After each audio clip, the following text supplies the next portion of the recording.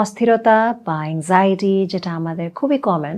যেটা হতে পারে আপনার ধরেন বাসা বাড়িতে অনেক কাজ পড়ে যাচ্ছে, বাচ্চাদেরকে স্কুলে দেওয়া আনা, বা আপনি অফিসে যাচ্ছেন, অফিসে প্রচুর কাজ, এখানে আপনি চা খাচ্ছেন প্রচুর, ঘুম বেশি হয়নি,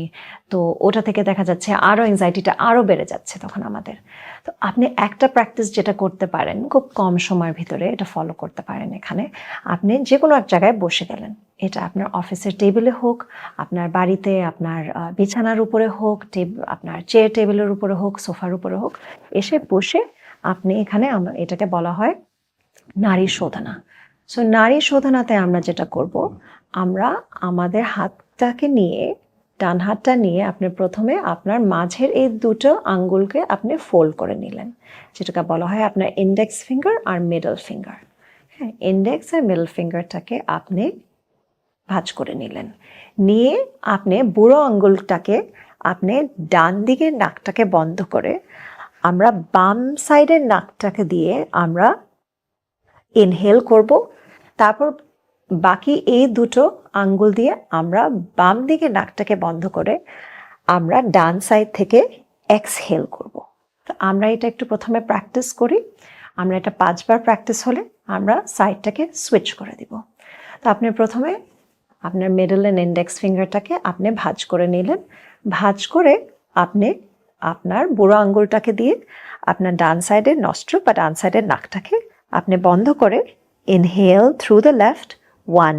2 3 4 5, এক্সহেল আপনি বাম দিকে নাকটাকে ধরে ডান দিক দিয়ে এক্সহেল করছেন 1 2 3 4 5, hold right, inhale left 1 2 3 4 5,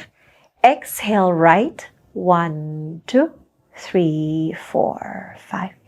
inhale left 1 2 3 4 5, exhale right 1 2 3 4 5, inhale left 1 2 3 4 5, exhale right 1 2 3 4 5। এবার আমরা